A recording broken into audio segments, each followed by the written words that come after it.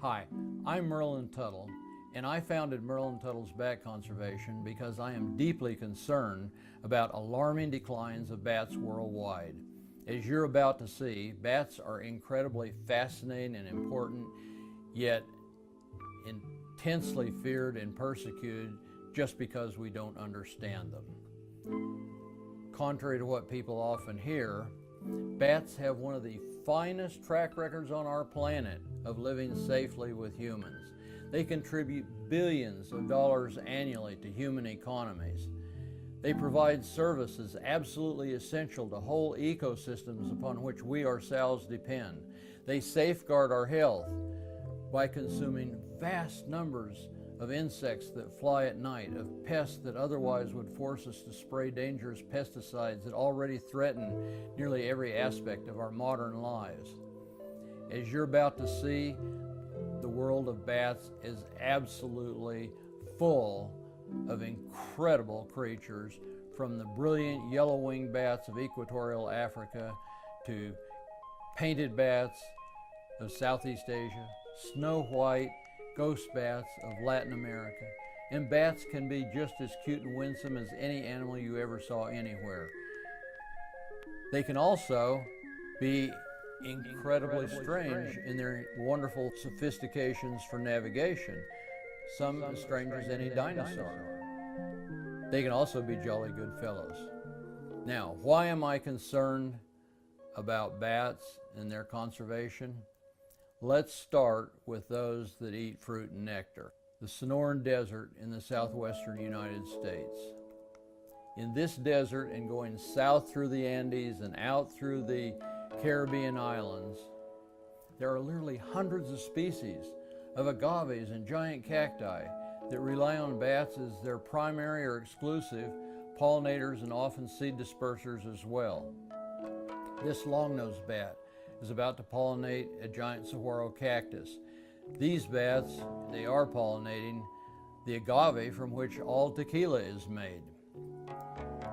If we go a little bit south into the tropical rainforest zone, we find that bats comprise half of all mammal species. They're incredibly important as pollinators and seed dispersers. In fact, they are absolutely critical to reforestation of cleared land. A bat like this can carry tens of thousands of seeds in a single night, and if just a tiny fraction of those survive to become seedlings, you could have more than 10,000 new seedlings annually from just one bat. Now, let's go all the way around the world to the African savannas.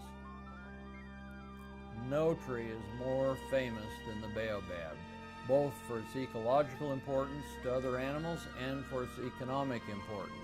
And yet it too depends on bats for its primary pollination. The fruit of the baobab sells for $1 billion a year for the vitamin industry. If we go all the way around to Australia, again, some of the most economically important timber trees are bat pollinated. That's true throughout much of the world's tropical areas. Go to Southeast Asia and we find that bananas, wild bananas, the source of all modern commercial bananas worldwide, are still highly dependent upon bats for pollination. And if we don't protect the bats that keep these ancestral banana plants healthy, we could lose the genetic material required to keep our modern commercial bananas free of disease. And if there's anything that could be more important than bananas in Southeast Asia, it's the durian. Each durian flower has to be pollinated by a bat in order to set fruit, even if it's grown in an orchard. And this one crop sells for billions of dollars annually.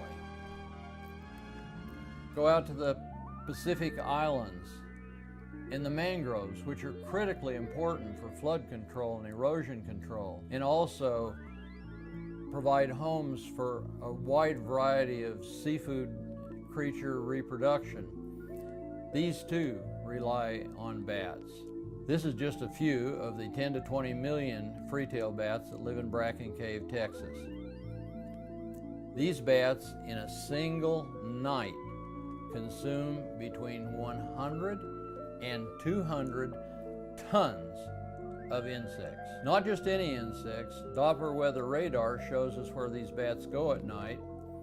Here we see 3 red blotches indicating bats coming out of Texas caves. And over here we see orange stippling. That is caused by crop pests coming out of agricultural areas. In just 12 minutes now we see how the bats have crossed many miles to reach the area of insect density. They're engulfing them, eating incredible numbers. But that's not even the most important thing they're doing. They're also flying thousands of feet above ground, intercepting incoming moths. Each of these moth pests coming in from Latin America is carrying between 500 and 1,000 eggs. If this bat eats just half of its capacity in a night, it's going to prevent these moths from laying between 10 and 20,000 eggs. That's enough to cause a Texas farmer to spray 2 to 3 acres with pesticides if the bat isn't there to eat the moths.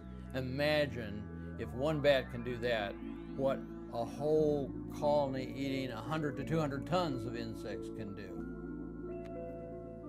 When hundreds of thousands of bats first began to move into newly created crevices beneath the Congress Avenue Bridge in the middle of Austin, Texas, where I live, public health officials warned vociferously that these bats were carrying dread diseases, rabies in particular, that they were a dangerous threat to human health.